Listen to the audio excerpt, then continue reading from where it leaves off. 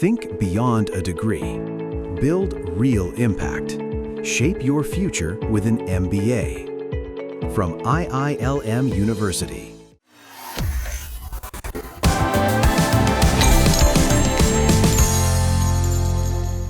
Budget में income tax slab में कोई बदलाव नहीं किया गया है, लेकिन एक बड़ा फैसला लिया गया है, जिसके बाद इनकम टैक्स चोरी पर अब जेल नहीं होगी। मतलब अब इनकम टैक्स छिपाने या गड़बड़ी मिलने पर जेल की सजा नहीं होगी, बल्कि सिर्फ जुर्माना भरकर मामले को निपटाया जा सकेगा। टैक्स पेयर्स को इस मामले को लेकर बजट में ये बड़ी खुशखबरी मिली। सरकार ने इनकम टैक्स कानून को अपराध की श्रेणी से बाहर निकालने की दिशा में ये बड़ा कदम उठाया है। वित्त मंत्री निर्मला सीतारमण ने ऐलान किया है कि अगर किसी करदाता की आय में गड़बड़ी पाई जाती है या टैक्स छिपाया जाता है तो अब उसे जेल की सजा नहीं होगी। ऐसे मामलों में केवल जुर्माना भरकर मामले को रफा दफा किया जा सकेगा। टैक्स को लेकर ये नया बदलाव 1 अप्रैल 2026 से लागू होने वाले नए इनकम टैक्स एक्ट का ही हिस्सा होगा। मतलब ये बड़ी राहत है। ऐसे मामलों में क्या होगा कि आपको एक रकम जो मिलेगी आपके पास से, इसमें अधिकतम रकम की जो सीमा है वो 1 करोड़ रुपए तय की गई है। तो अगर आपके पास 1 करोड़ रुपए जो अघोषित आय है, कुछ लोग इसको काले धन के तौर पर भी देख सकते हैं, तो अगर ऐसी इनकम है तो इस मामले में अब आपको क्या होगा, जुर्माना आप भरिए। जुर्माना भरने के बाद से पूरा मामला खत्म हो जाएगा। लेकिन अगर उससे ज़्यादा की रकम होगी तो ऐसे मामलों में सजा का प्रावधान पहले की तरह ही बरकरार रहेगा और टैक्स चोरी करने के आरोप में सजा हो सकती है। आपको बता दें कि सरकार का मकसद है कि टैक्स सिस्टम को पारदर्शी बनाया जाए, न कि करदाताओं को डराया जाए। साथ ही जिनके पास विदेशों में अघोषित संपत्ति भी है, उन्हें भी एक मौका दिया गया है। वे अगले 6 महीनों के भीतर डिस्क्लोजर स्कीम के तहत अपनी संपत्ति की जानकारी दे सकते हैं। अब जब ये फैसला आया है, उसके बाद से मन में सवाल उठता है स्विस बैंक वालों का।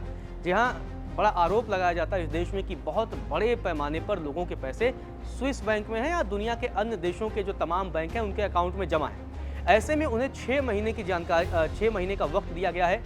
वो अपनी विदेशों में संपत्ति का ब्यौरा दे सकते हैं। अब जो नहीं देगा, कल को अगर जांच में पाया जाएगा तो उसके खिलाफ कार्रवाई हो सकती है। आपको बता दें कि अक्सर ऐसा होता है कि रिटर्न भरते समय कोई जानकारी छूट जाती है। पहले इसे सुधारना एक बहुत ही जटिल प्रक्रिया मानी जाती थी, लेकिन अब वित्त मंत्री निर्मला सीतारमण ने ऐलान किया है कि अब रिवाइज रिटर्न भरने के लिए करदाताओं को अतिरिक्त समय भी दिया जाएगा।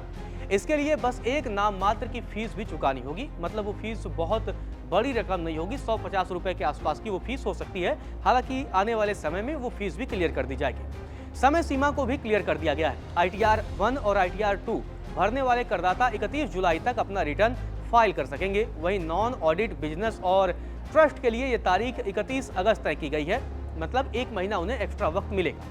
इसके अलावा छोटे करदाताओं के लिए TDS सर्टिफिकेट हासिल करने की प्रक्रिया अब पूरी तरीके से ऑटोमेटिक हो जाएगी, जिसके लिए अब अधिकारियों के चक्कर नहीं काटने पड़ेंगे। मतलब बाबुओं के चक्कर नहीं लगाने पड़ेंगे।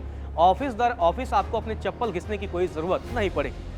अब तक अगर कोई निवासी किसी NRI यानी जो बाहर रहता है, अगर वो भारत में प्रॉपर्टी खरीदता था तो TDS काटने के लिए उसे TAN यानी कि TAN नंबर लेने की ज़रूरत पड़ती थी। यह एक आम खरीदार के लिए बहुत ही सिरदर्द जैसा था, लेकिन बजट में अब इसे खत्म कर दिया गया है। अब प्रॉपर्टी खरीदार सीधे TDS काट सकेगा और उसे अलग से TAN नंबर के लिए आवेदन करने की ज़रूरत नहीं होगी। साथ ही जिन निवेशकों का पैसा कई कंपनियों में लगा हुआ है, उनके लिए फॉर्म 15G और 15H की प्रक्रिया सरल कर दी गई है। इससे उन्हें भी आसानी मिलेगी। अब अगर हम बात करें डिपॉजिटरी की, तो इन फॉर्म्स को भी स्वीकार कर सीधे संबंधित कंपनियों को भेज सकेंगी, जिससे निवेशकों का काम घर बैठे ही हो जाएगा। तो सरकार की कोशिश रही है कि टैक्स से जुड़े जो तमाम ऐसे मामले होते हैं जिन्हें लेकर विवाद होता है, जिन्हें लेकर मामला कोर्ट तक पहुंच जाता है और जिन्हें लेकर कई बार कई लोगों को बहुत मुश्किलों का सामना करना पड़ता है, ऐसे मामलों को सरल कर दिया जाए और ऐसे मामलों में लोगों को चक्कर न लगाना पड़े, लोगों का काम आसानी से हो जाए। तो इसीलिए सरकार ने इस दिशा में ये बड़ा कदम उठाया है।